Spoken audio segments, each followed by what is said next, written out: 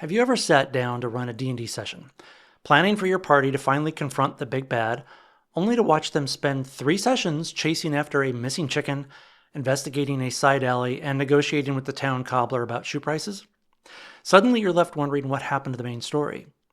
Or maybe you're a player and you can barely remember what the campaign objective was because your party keeps going after side quest in some sort of recursive nightmare where you're going after after side quest in some sort of recursive nightmare where you're going after side quest in some sort of recursive nightmare. Stop side questing. That situation of seemingly endless side quests has a name: yak shaving.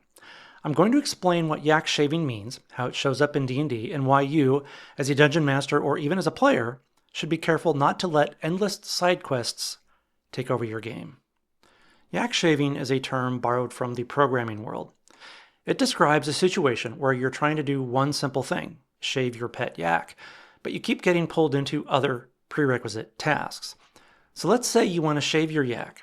You need clippers to do that, so you go to the drawer where your clippers are stored. The drawer squeaks when you open it, so you go looking for some WD-40. As you're rummaging around in the garage for that, you realize that one of the 2 light bulbs in the ceiling is burned out, so you reach for the ladder, only to discover that you forgot the lower rung is broken and the ladder needs to be replaced. You get in your truck to drive to the hardware store to buy a new one, and you notice you're low on gas. So you head over to the gas station to fill up. By dinner time, you spent all day busy as hell, but your yak remains as hairy as ever. I think you get the point. The same thing happens in D&D all the time. Let's say the party is trying to recover a powerful artifact, but they keep following detours.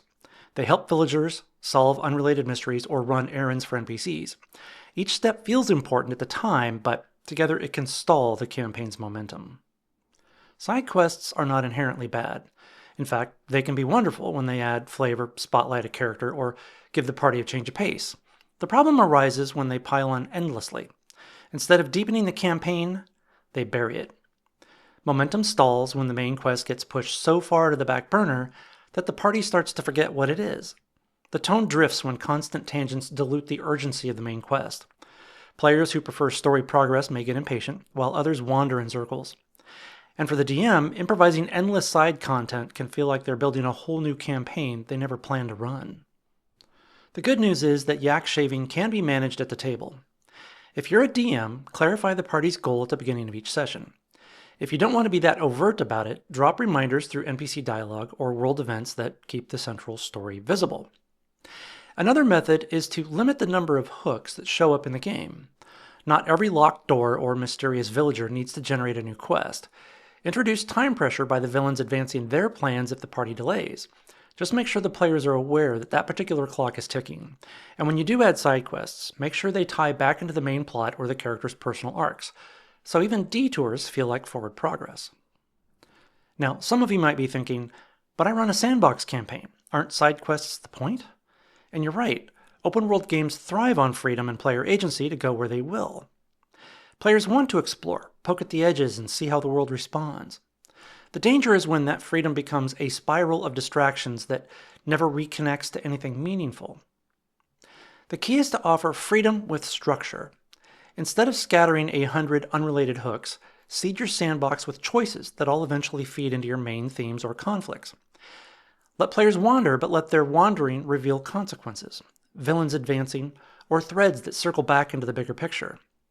That way you keep the open feel of a sandbox without losing the story's momentum, or by railroading your players. If the players choose to pursue in-game events and clues that have a consistent theme, let them. If they ignore those tie-ins, let them do that as well. The next time your game starts veering into an endless chain of distractions, remember this: side quests should enrich the story, not replace it. If the players begin rummaging around in the garage for ladders instead of shaving their yaks, it's your role as the dungeon master to step in and guide them back to the core of the adventure, or at least remind them that it's there. If you're a player and the other players are ignoring the main quest, or seem to have forgotten about it, bring it up. If the group consensus is to drop it and go on to something else, be upfront with the DM about it so they don't waste prep time preparing a Thanksgiving dinner when all the guests would rather eat frozen pizza. If you've had a campaign where your yak never got shaved, share your story in the comments. I'd love to hear about it. And if you found this video helpful, inspirational, or even mildly entertaining, be sure to click like and subscribe to stay updated on other D&D tips and tricks. As always, have fun, stay cool, and keep your dice rolling.